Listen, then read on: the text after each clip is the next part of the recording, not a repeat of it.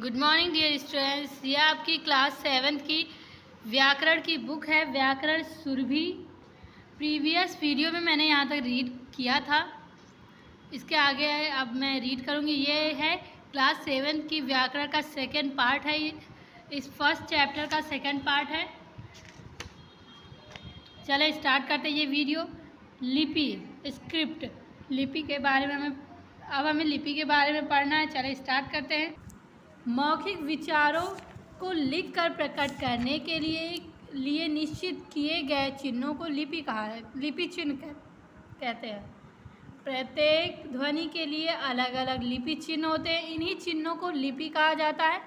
इस प्रकार मतलब बताया जा रहा है कि जो मौखिक विचार होते हैं, मतलब कोई बात हो रही है, आप अपने दिमाग में जो सोच रहे हैं या कहना चाहते हैं, उस विचार को आपको लिखने के लिए एक निश्चित चिन्ह होता है, उसी चिन्ह को हम लिपि कहते हैं।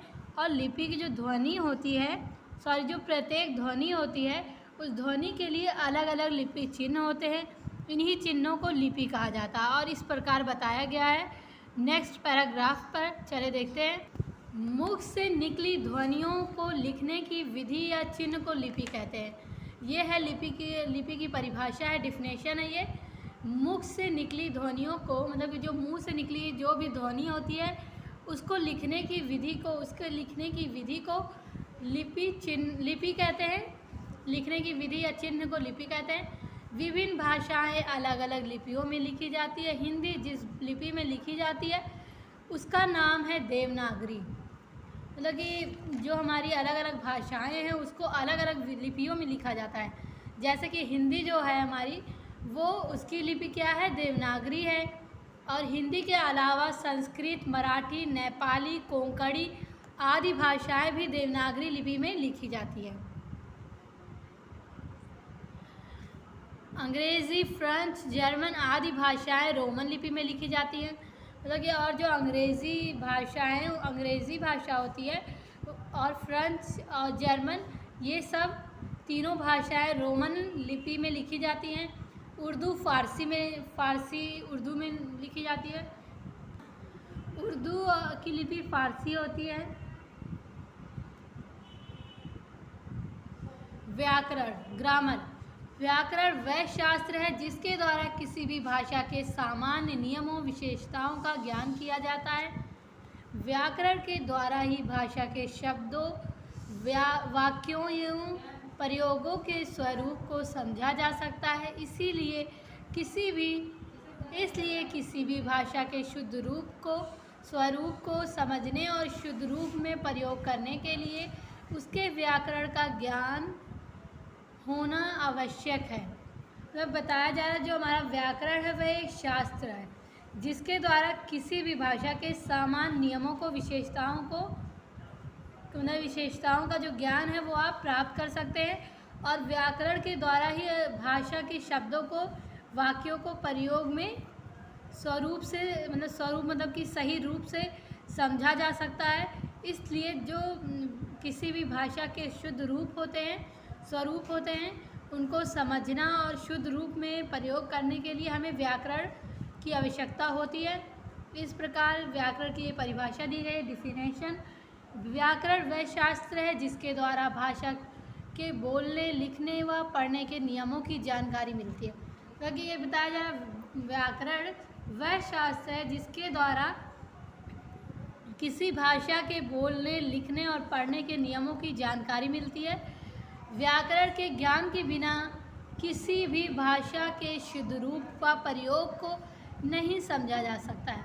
मतलब कि अगर बिना व्याकरण के आप किसी भाषा के शुद्ध रूप को जानना या समझना चाहते हैं तो आप नहीं समझ सकते बिना व्याकरण के। व्याकरण में भाषा के वर्ण, शब्द, पद तथा वाक्य पर विचार किया जाता है। इस आधार पर इसके 4 अंग होते हैं।